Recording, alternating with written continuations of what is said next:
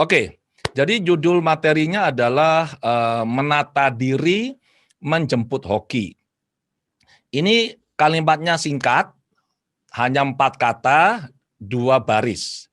Dan kalau kita secara hati-hati ya, cermat membaca kalimat ini sebenarnya adalah sebuah ringkasan dari proses sukses sebenarnya. Jadi mengapa kita perlu menata diri dulu, baru kita menjemput hoki. Misalnya ini ya, misalnya nih, hoki ini adalah seorang wanita cantik misalnya ya.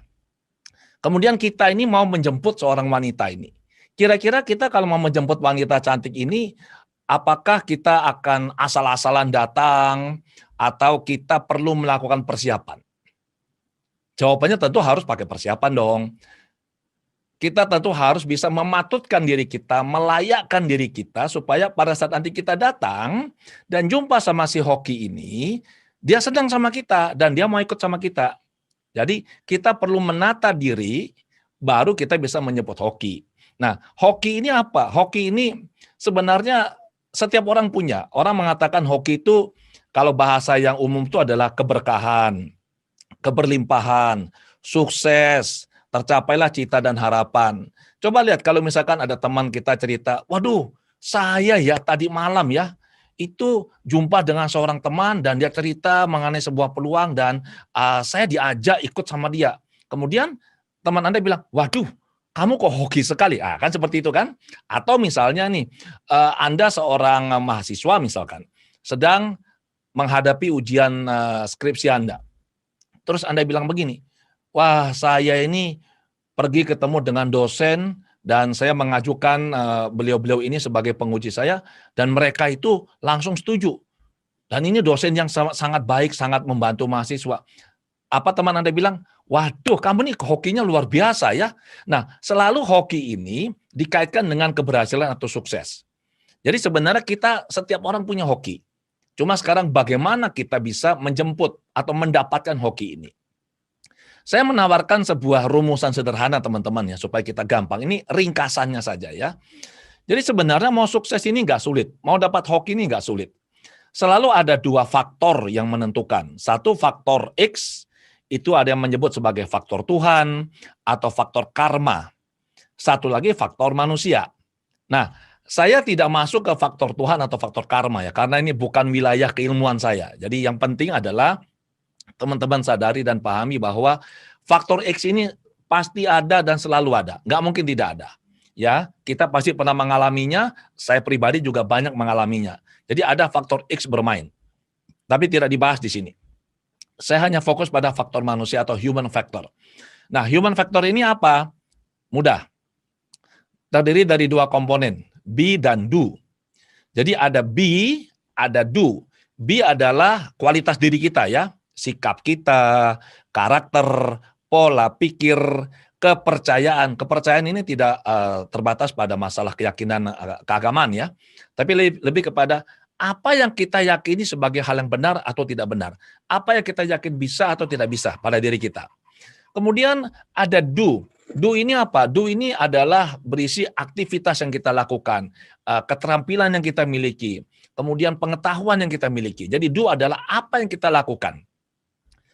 Nah, kombinasi dari faktor X ini dengan faktor manusia, di dalamnya ada be kali do, apabila ini bisa bersinergi dengan bagus, maka ini akan memberikan hasil yang kita sebut sebagai hoki atau sukses. Nah, apabila kita berbicara sukses, sukses ini sejatinya adalah sebuah perjalanan diri ya. Jadi saya mendefinisikan sukses sebagai perjalanan diri berdasar peta sukses yang kita rencanakan sendiri dengan penuh kesadaran. Jadi kita sendiri yang merencanakan. Harus ada roadmap atau sebuah peta yang akan membawa kita. Peta sebagai acuan, sebagai referensi. Kita mau kemana dalam hidup kita. Dan peta ini biasanya orang-orang ini, termasuk saya dulunya ya, kita punya peta yang sangat sempit. Artinya tidak banyak opsi. Kita hanya fokus pada satu tujuan saja. Kalau bicara sukses dalam hidup, ini sebenarnya ada banyak aspek. Kita nggak cuma punya aspek 1 atau 2, ada banyak. Umumnya kita hanya fokus pada aspek apa? finansial. Bergantung pada usia ya. Kalau masih muda, masih remaja, fokusnya biasanya sekolah atau mencari pacar. Nanti kalau sudah kuliah, fokusnya apa? Menyelesaikan kuliah. Nanti kalau sudah selesai kuliah, fokusnya apa? Karir, bisnis. Tetapi secara holistik, kita ada 8 aspek. Yaitu apa? Ada aspek spiritual, aspek finansial, aspek bisnis karir, keluarga, pengembangan diri, petualangan atau wisata. Nah, kalau yang satu ini sekarang sudah banyak sekali yang sudah gak tahan ini. Teman saya banyak yang kakinya sudah pada gatal. Kenapa? Bayangkan 1 tahun kita nih harus di rumah, gak boleh kemana-mana. Ya, termasuk Dr. Po, saya tahu ini juga suka sekali jalan-jalanin, fotonya banyak sekali itu. Kalau saya lihat di Instagramnya tuh saya iri.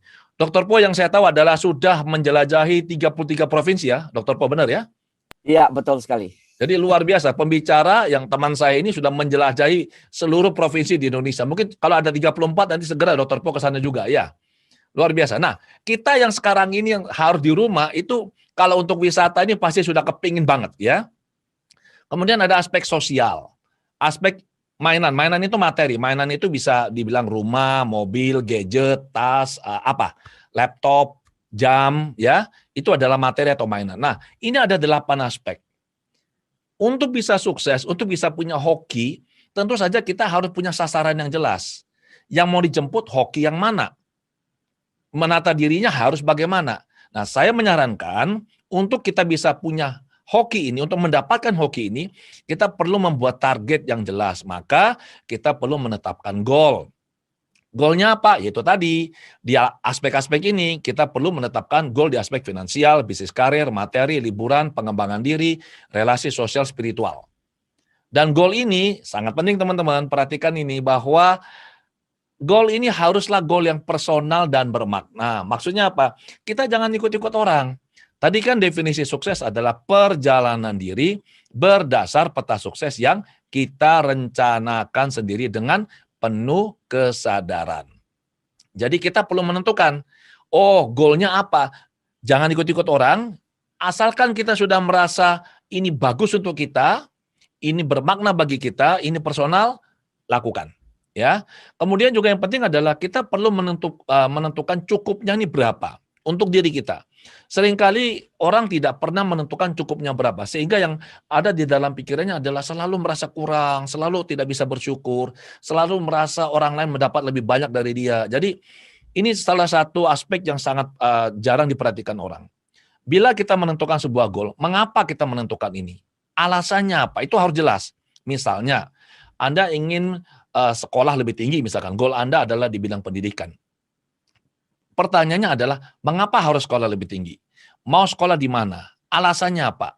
Atau misalkan goal bisnis karir. Ada teman yang bilang, oke, saya ingin punya bisnis baru. Pertanyaan adalah, mengapa Anda ingin punya bisnis baru? Tujuannya apa? Kebermanfaatannya apa? Kebaikan untuk diri Anda, keluarga, dan masyarakat ini apa? So, kita perlu menentukan cukupnya berapa untuk diri kita. Kemudian satu hal lagi, bahwa goal ini harus ditulis tangan, tidak boleh diketik. Maksudnya apa? Di awal-awal teman-teman, kalau kita mau menyusun goal ini ya, ini kan ada 8 aspek ini. Tidak apa-apa, kita ketik dulu, kita ketik aja. Ketik saja dulu semua yang kita mau. Di aspek finansial, bisnis karir, spiritual, relasi, dan seterusnya. Kita ketik sebanyak-banyaknya. Goal jangka pendek, goal jangka menengah, goal jangka panjang. Ya, kita tulis semuanya. Kemudian setelah ini, barulah kita susun yang benar. Oke, kita bagi sekarang. Oke, goal jangka pendek berarti kira-kira 12 bulan ke depan ya, itu goal jangka pendek. Kemudian goal jangka menengah di atas 12 bulan sampai kira-kira 5 tahun. Kemudian goal jangka panjang itu 5 sampai 10 tahun atau 15 tahun. Setelah kita susun, barulah kita pindahkan ke kertas. Kita tulis tangan pakai pen, enggak boleh pakai pensil. Mengapa? Karena hukum pikiran mengatakan, jadi kita punya 2 pikiran ya, sadar, bawah sadar. Kita hanya akan mendapatkan apa yang ada di bawah sadar, bukan apa yang ada di pikiran sadar. Jadi pikiran bawah sadar ini 99 kali lebih kuat daripada pikiran sadar. Jadi caranya untuk memasukkan goal itu ke bawah sadar adalah yang paling mudah adalah dengan cara menuliskannya. Waktu kita menulis, itu masuk ke bawah sadar. Anda mungkin bertanya, masa sih Pak semudah itulah? Ayo coba di sini. siapa ya, coba jujur ya, siapa di sini yang waktu SMP atau SMA, dulu ya, waktu ujiannya sulit, hafalannya banyak, rumusnya juga sulit dihafal, Anda membuat dalam tanda kutip ringkasan. Ayo siapa? Itu loh, kalau zamannya saya dulu, saya nggak melakukan nih, saya nggak melakukan, teman saya melakukan ya, saya nggak melakukan. Jadi, kita membuat ringkasan di kertas kecil panjang itu loh. Betul? Nah, waktu kita membuat ringkasan itu, sebelumnya kan kita susah hafal ini. Aduh, rumusnya kok susah dihafal, materinya kok banyak. Waktu kita menuliskan materi yang kita tadinya nggak bisa hafal, setelahnya apa yang terjadi? Kita bisa langsung hafal materinya langsung masuk ke memori. Nah, memori itu ada di bawah sadar. Jadi sekarang keterampilan yang dulu digunakan waktu SMA atau kuliah atau SMP untuk mendapatkan nilai bagus, sekarang ini bisa digunakan untuk memasukkan data ke bawah sadar ya.